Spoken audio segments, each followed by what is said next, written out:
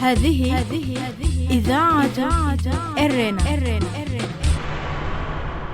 المستمعات الكريمات والمستمعون الكرام متابعي إذاعة أرينا حيثما كنتم وحيثما يصلكم بثنا، أهلا ومرحبا بكم في مستهل البرنامج العربي لهذا اليوم الاثنين 29 من يونيو.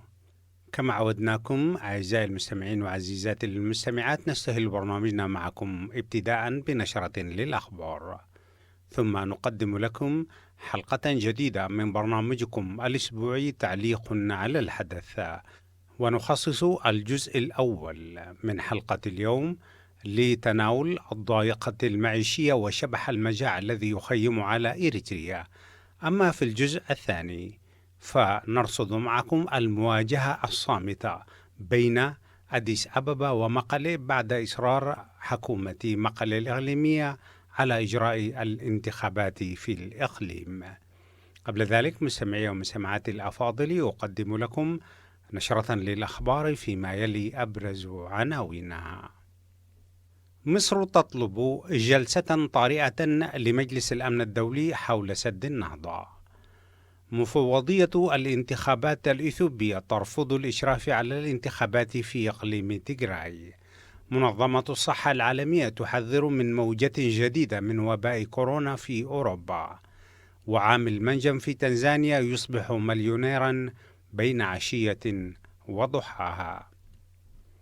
كانت مستمعي ومستمعاتي الأفاضل تلكم عناوين النشرة، وإليكم تفاصيلها من إذاعة أرينا. هذه إذاعة إرنا. يعقد مجلس الأمن الدولي خلال هذا اليوم جلسة طارئة بطلب مصري للنظر في أمر مفاوضات سد النهضة. وكانت المفاوضات الفنية بين الأطراف الثلاثة والتي جرت في الخرطوم قد انهارت رغم تأكيدات وزير الري السوداني بأن المفاوضين توصلوا إلى اتفاق حول أكثر من 90% من القضايا الفنية المتعلقة بإجراءات الملء الأول للخزان، وكذلك تدفقات المياه خلال فترة الجفاف القصير والمتوالي. وتأزمت الأوضاع بعد تأكيد مصر لفشل المفاوضات واللجوء إلى مجلس الأمن للتدخل لمنع إثيوبيا من اتخاذ إجراء منفرد بملء بحيرة الخزان ابتداء من بداية الشهر المقبل، وهو الأمر الذي هددت به الحكومة الإثيوبية على لسان رئيس وزرائها. قالت المفوضية الوطنية للانتخابات في إثيوبيا في رد على طلب من حكومة إقليم تيغراي الشمالي بأنها ليست على استعداد للإشراف على الانتخابات التي تنوي حكومة الإقليم تنظيمها. وقالت رئيسة المفوضية برتكان ميديكيسا بأن المفوضية تحترم القرارات الدستورية وأنها لن تشرف على أي انتخابات في أي إقليم من أقاليم إثيوبيا ما لم تتأكد تماما من انجلاء مخاطر وباء فيروس كورونا. وكان إقليم تيغراي قد أعلن عدم التزامه بقرار الحكومة المركزية تأجيل الانتخابات حتى انتهاء الطوارئ الصحية في البلاد. للمزيد حول هذا الموضوع تابعوا معنا حلقة اليوم من برنامج تعليق على الحدث. قالت منظمة الصحة العالمية أن أوروبا شهدت ارتفاعا في عدد الحالات المسجلة أسبوعيا بفيروس كورونا للمرة الأولى منذ أشهر، وذلك مع تخفيف القيود المفروضة في تلك البلدان. وقال المدير الإقليمي للمنظمة هانز هنري كلوغ إن تسارع انتقال العدوى في 11 دولة من ضمنها إرمينيا والسويد ومولدوفا وشمال مقدونيا أدى إلى طفرة قوية جدا في انتشار المرض. وأضاف أن تحذيراته بخصوص خطر حدوث طفرة جديدة لانتشار المرض قد أصبحت حقيقة، محذرا من أن الأنظمة الصحية قد تصل إلى شفير الهاوية إن ظل الوضع هكذا. وكان مكتب منظمة الصحة العالمية في أوروبا قد سجل أكثر من 2.5 مليون حالة إصابة بالفيروس و195 ألف حالة وفاة في منطقة نطاق عمله، والتي تضم 54 دولة و7 أقاليم في أنحاء أوروبا والشرق الأوسط وآسيا الوسطى. ويتم تسجيل يوميا 20,000 حالة إصابة جديدة وأكثر من 800 حالة وفاة في هذا النطاق الإقليمي الذي تشرف عليه منظمة الصحة العالمية. قالت الBBC في خبر لها من تنزانيا بأن عامل منجم صغير في تنزانيا أصبح مليونيرا بين عشية وضحاها بعد بيعه لحجرين من الأحجار النفيسة والتي تسمى تنزانيت، وهما أكبر حجرين من نوعهما يعثر عليهما في البلاد. وحصل سانينيو لايزر على مبلغ 3.5 مليون دولار من وزارة التعدين في البلاد مقابل الحجرين اللذين بلغ وزنهما الإجمالي 15 كيلوغراما. وقال لايزر وهو أب لأكثر من 30 طفلا للBBC: ستكون هناك حفلة كبيرة ويتم العثور على التنزانيت فقط في شمال تنزانيا ويستخدم لصنع الحلي، وهو واحد من أندر الأحجار الكريمة على الأرض. ويقدر أحد الجيولوجيين المحليين أن مخزونه قد ينضب بالكامل خلال 20 سنة القادمة. وتكمن جاذبية الحجر الكريم في وجوده بألوان متنوعة بما في ذلك الأخضر والأحمر والأرجواني والأزرق، ويتم تحديد قيمة الحجر من خلال ندرته، ويكون لوضوح اللون عامل مؤثر في ارتفاع السعر. وعثر لايزر على الحجرين ووزنهما 9.2 كيلوغرام و5.8 كيلوغرام الأسبوع الماضي، لكنهم باعهما يوم الأربعاء خلال فعالية في منطقة مانيارا الشمالية في تنزانيا. بهذا الخبر من تنزانيا نكون مستمعي ومستمعاتي الأفاضل قد وصلنا إلى نهاية نشرتنا الإخبارية، وهذا تذكير بأبرز عناوينها.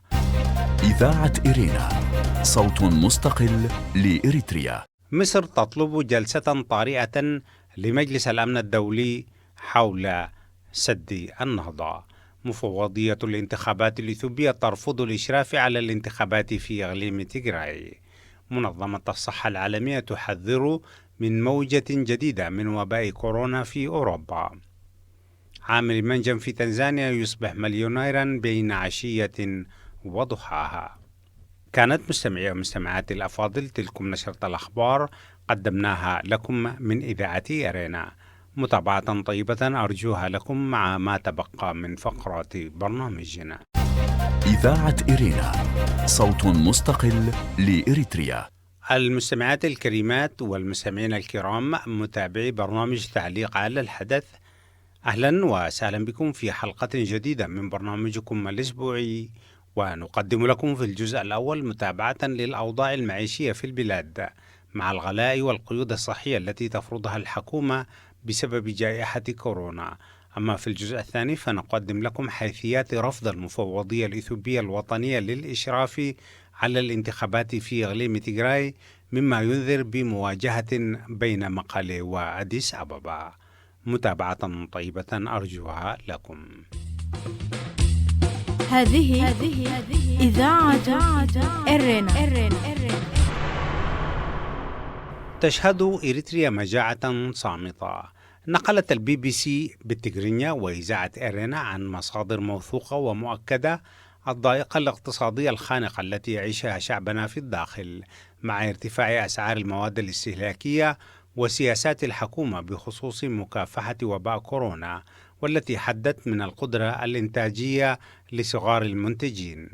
فبسبب الوباء ألزمت الحكومة المواطنين بالبقاء في بيوتهم لفترة زادت عن 2 شهر، وفي هذه الفترة تعطلت مصالح أصحاب الأعمال الصغيرة، ولم تستطع الأسر توفير احتياجاتها من المواد الغذائية، خاصة وأن ما يتم توزيعه عن طريق ما يسمى بدكاكين حدري لا يغطي احتياجات الأسر في المدن والريف. الأزمة الخانقة تتبدى في العاصمة بشكل خاص والمدن الأخرى، خاصة مدن إقليم جنوب البحر الأحمر، عصب وبرعسولي وطيع وحتى كيلوما في الحدود مع جيبوتي. فهناك منعت الحكومة الصيادين من الصيد لفترة طويلة، وحظرت عليهم بيع السمك في الأسواق حتى لا تنتشر العدوى، حتى أن وزير الإعلام الإريتري قال في تغريدة على تويتر بأن إلزام الصيادين بالقيود الصحية لمكافحة الوباء سيكون له أثر على الإنتاج السمكي من ناحية، وعلى السعر من ناحية أخرى. والمسألة ببساطة هي منع الصيد ومنع البضائع القادمة من إثيوبيا وجيبوتي واليمن بحجة مكافحة التهريب. إذاعة إرينا، صوت مستقل لإريتريا. وبإلقاء نظرة سريعة على أسعار السلع المهمة يمكن فهم الضائقة المعيشية ونذر المجاعة التي تخيم على البلاد، مع التأكيد بأن وفرة السلع الاستهلاكية في بعض الأسواق وعدم قدرة الناس على شرائها معناها هو انعدامها.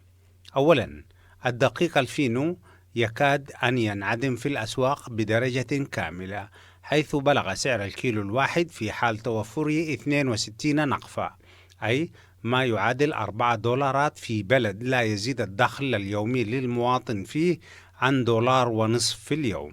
وزيت الطعام وصل سعر اللتر الواحد منه إلى 130 نقفة، أي ما يعادل $8. أما جالون الزيت الذي يحتوي على 3 لترات فقد وصل سعره إلى 400 نقفة. وعشينة الرز التي يبلغ وزنها 5 كيلوغرام وصل سعرها إلى 800 نقفة. أما الشطة الحمراء البربري فقد وصل سعر الكيلو منها إلى ما بين 180 إلى 200 نقفة.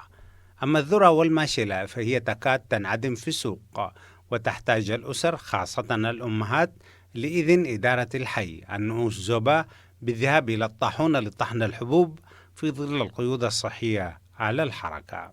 يزيد من معاناة المواطنين في البلاد قيام الحكومة بقطع مرتبات الموظفين والجيش بحجة دعم مكافحة وباء كورونا.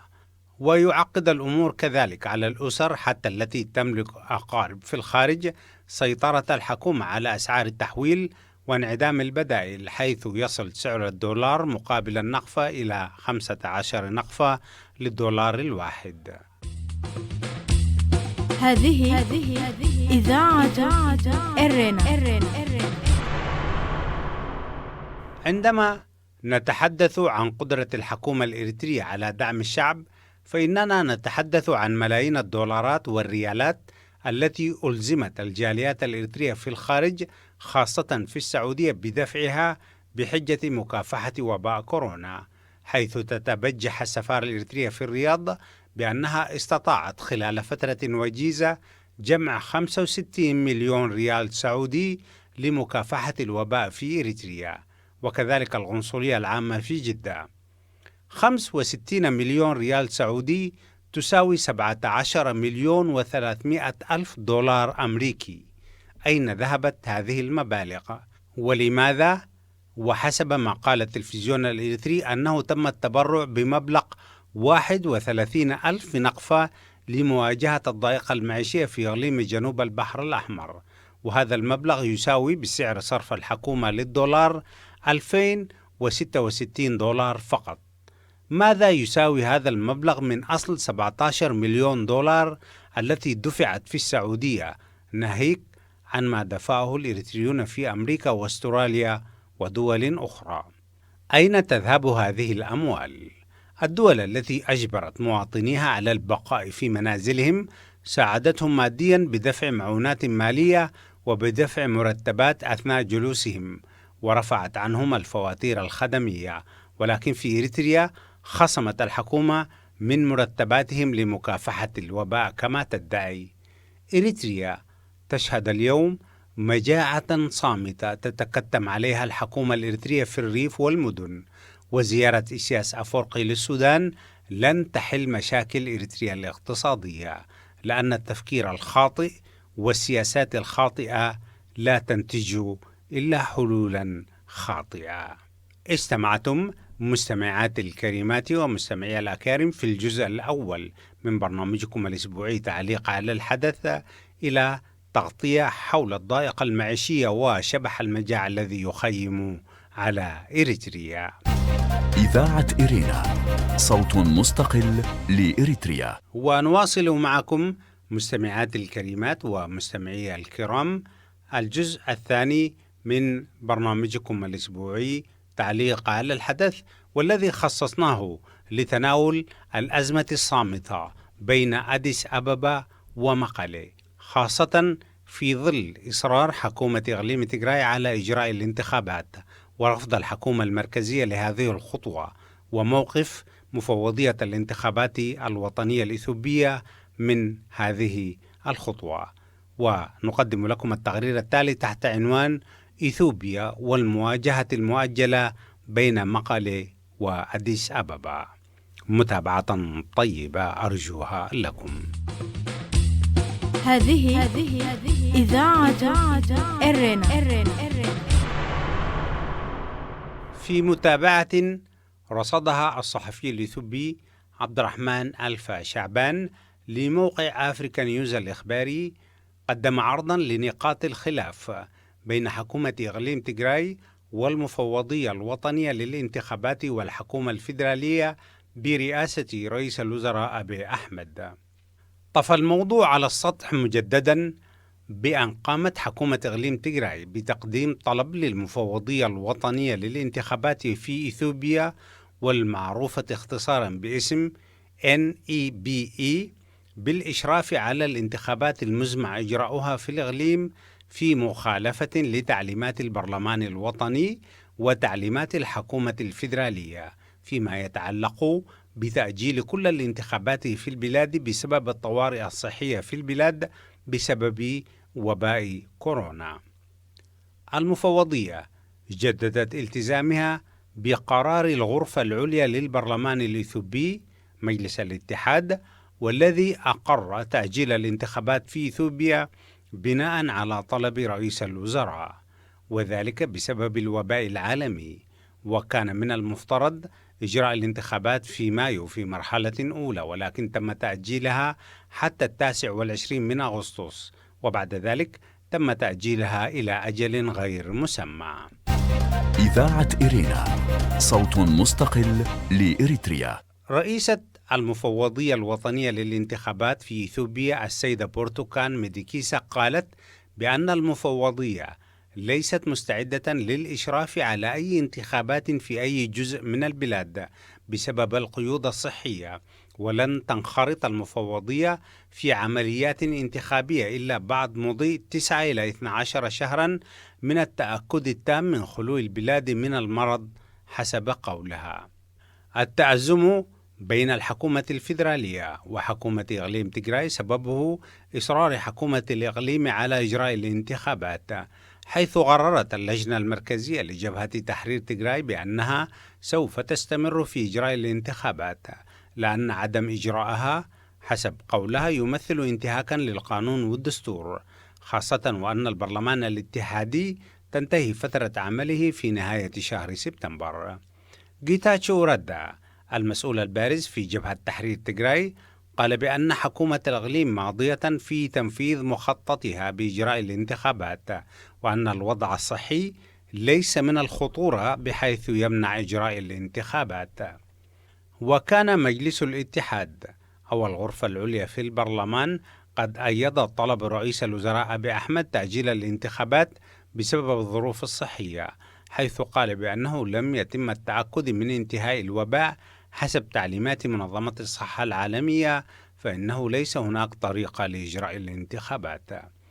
وكانت رئيسة مجلس النواب السيدة خيرية إبراهيم، والتي تنحدر من إقليم تيغراي الشمالي، قد أعلنت استقالتها قائلة بأنها لن تعمل تحت ظل حكومة ديكتاتورية، كما قال تلفزيون إقليم تيغراي الذي نقل خبر استقالتها. وقال نائبها رشيد محمد بأن استقالتها لا تعوق عمل مجلس النواب، ووجه لها اللوم لأنها لم تتبع الوسائل القانونية في تقديم استقالتها حسب قوله.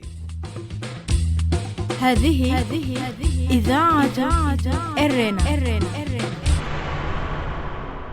المعارضة من جانبها تتهم رئيس الوزراء أبي أحمد بالاستفادة من القيود الصحية للوباء للبقاء في السلطة وتأجيل الانتخابات لمدى غير محدود، وهو ما تعده المعارضة مخالفة للدستور. وقال داود أمبيسا قائد جبهة تحرير الأورومو OLF بأن الظروف تستوجب تكوين حكومة انتقالية لأن صلاحية البرلمان تنتهي، وأن ذلك سوف يعطي رئيس الوزراء صلاحيات غير محدودة. أما أبي أحمد من جانبه رفض فكرة الحكومة الانتقالية، وقال بأن حزبه ليس لديه ما يخشاه من خوض الانتخابات، وقلل من ادعاءات المعارضة بأن تأجيل الانتخابات سوف يخلق أزمة دستورية. وقال عضو مجموعة الأزمات الدولية والتي تتخذ من بروكسل مغرا لها ويليام ديفيز بأن الأوضاع في إثيوبيا تتجه نحو التأزم، خاصة مع إصرار إقليم تيغراي على مخالفة القرارات الاتحادية.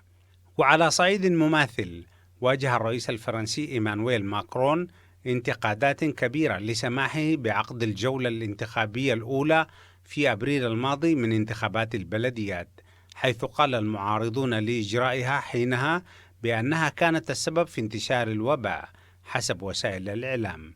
ولكن هذه المرة وافق على إجراء الجولة الثانية يوم أمس الأحد 28 من الشهر الجاري تحت قيود مشددة والتزام بالتعليمات الصحية. وتقول بعض المصادر بأن حكومة إقليم تيغراي تقول بأنه يمكن إجراء الانتخابات على هذا النمط بعد الالتزام الكامل بالتعليمات الصحية مثل التباعد والنظافة. وينتظر ما تسفر عنه الأزمة الناشبة بين الحكومة المركزية وحكومة إقليم تيغراي في غضون الأيام القليلة المقبلة. إذاعة إرينا، صوت مستقل لإريتريا. استمعتم مستمعاتي الكريمات ومستمعي الأكارم في الجزء الثاني من برنامجكم الأسبوعي تعليق على الحدث إلى تداعيات الأزمة الناشبة بين إقليم تيغراي والحكومة المركزية في أديس أبابا على خلفية إجراء الانتخابات في ذلك الإقليم حسب ما قررته حكومة إقليم تيغراي. وبهذا القدر من برنامجكم تعليق على الحدث نكون وياكم قد وصلنا إلى نهاية فقرات برنامجنا، وقبل الختام أقدم لكم موجزا لأهم ما ورد في صدر نشرتنا الإخبارية لهذا اليوم. إذاعة إرينا، صوت مستقل لإريتريا. مصر تطلب جلسة طارئة لمجلس الأمن الدولي حول سد النهضة. يعقد مجلس الأمن الدولي خلال هذا اليوم جلسة طارئة بطلب مصري للنظر في أمر مفاوضات سد النهضة الإثيوبي. وكانت المفاوضات الفنية بين الأطراف الثلاثة والتي جرت في الخرطوم قد انهارت رغم تأكيد وزير الري السوداني بأن المفاوضين توصلوا إلى اتفاق حول أكثر من 90% من القضايا الفنية المتعلقة بإجراءات الملء الأول للخزان، وكذلك تدفقات المياه خلال فترة الجفاف القصير والمتوالي. مفوضية الانتخابات الإثيوبية ترفض الإشراف على الانتخابات في إقليم تيغراي. قالت المفوضية الوطنية للانتخابات في إثيوبيا في رد على طلب من حكومة إقليم تيغراي الشمالي بأنها ليست على الاستعداد للإشراف على الانتخابات التي تنوي حكومة الإقليم تنظيمها. وقالت رئيسة المفوضية بورتوكان ميدكيسا بأن المفوضية تحترم القرارات الدستورية وأنها لن تشرف على أي انتخابات في أي إقليم من أقاليم إثيوبيا ما لم تتأكد تماما من انجلاء مخاطر وباء فيروس كورونا. منظمة الصحة العالمية تحذر من موجة جديدة من وباء كورونا في أوروبا. قالت منظمة الصحة العالمية بأن أوروبا شهدت ارتفاعا في عدد الحالات المسجلة أسبوعيا بفيروس كورونا للمرة الأولى منذ أشهر، وذلك مع تخفيف القيود المفروضة في تلك البلدان. وقال المدير الإقليمي للمنظمة هانز هنريك لوغ أن تسارع انتقال العدوى في 11 دولة من ضمنها إرمينيا والسويد ومولدوفا وشمال مقدونيا أدى إلى طفرة قوية جدا في انتشار المرض. عامل منجم في تنزانيا يصبح مليونيرا بين عشية وضحاها. قالت البي بي سي في خبر لها من تنزانيا بأن عامل منجم صغير في تنزانيا أصبح مليونيرا بين عشية وضحاها بعد بيعه لحجرين من الأحجار النفيسة والتي تسمى التنزانايت، وهم أكبر حجرين من نوعهما يعثر عليهما في البلاد. وحصل سانسينو ليزر على مبلغ 3.4 مليون دولار من وزارة التعدين في البلاد مقابل الحجرين اللذين بلغ وزنهما الإجمالي 15 كيلو جراما.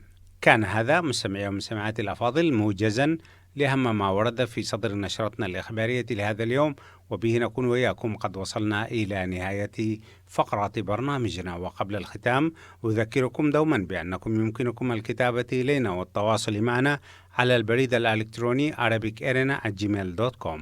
وحتى الملتقى بكم مجددا في حلقة جديدة من برنامج تعليق على الحدث والبرامج الأخرى لإذاعة إيرينا. لكم تحيات محدثكم فتح عثمان وزملائي في الاستوديوهات الرئيسية للإذاعة في باريس، ودمتم في رعاية الله وحفظه وأمانه. هذه إذاعة إيرينا.